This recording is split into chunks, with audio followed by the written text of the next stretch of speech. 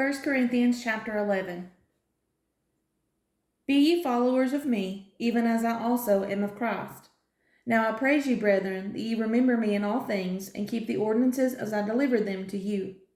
But I would have you know that the head of every man is Christ, and the head of the woman is the man, and the head of Christ is God.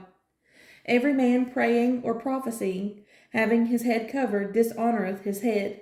But every woman that prayeth or prophesieth with her head uncovered dishonoureth her head, for that is even all one as if she were shaven. For if the woman be not covered, let her also be shorn. But if it be a shame for a woman to be shorn or shaven, let her be covered. For a man indeed ought not to cover his head, forasmuch as he is the image and glory of God, but the woman is the glory of the man. For the man is not of the woman, but the woman of the man. Neither was the man created for the woman, but the woman for the man. For this cause ought the woman to have power on her head because of the angels. Nevertheless, neither is the man without the woman, neither the woman without the man in the Lord. For as the woman is of the man, even so is the man also by the woman, but all things of God. Judge in yourselves, is it comely that a woman pray unto God uncovered? Doth not even nature itself teach you, that if a man have long hair, it is a shame unto him? But if a woman have long hair, it is a glory to her, for her hair is given her for a covering. But if any man seem to be contentious, we have no such custom, neither the churches of God. Now in this that I declare unto you, I praise you not, that ye come together not for the better, but for the worse. But first of all, when ye come together in the church, I hear that there be divisions among you, and I partly believe it. For there must be also heresies among you, that they which are approved may be made manifest among you.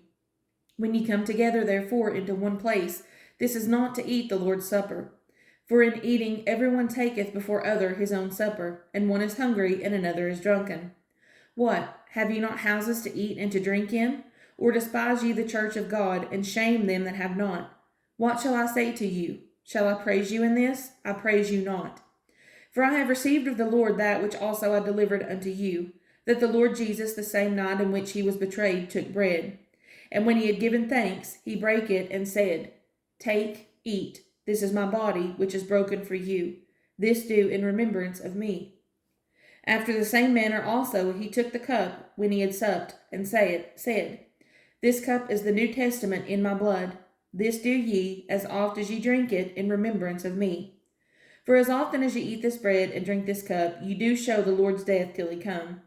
Wherefore whosoever shall eat this bread and drink this cup of the Lord unworthily shall be guilty of the body and blood of the Lord.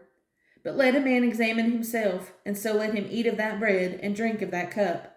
For he that eateth and drinketh unworthily eateth and drinketh damnation to himself, not discerning the Lord's body. For this cause many are weak and sickly among you, and many sleep. For if we would judge ourselves, we should not be judged. But when we are judged, we are chastened of the Lord, that we should not be condemned with the world. Wherefore, my brethren, when ye come together to eat, tarry one for another. And if any man hunger, let him eat at home, that ye come not together unto condemnation. And the rest will I set in order when I come.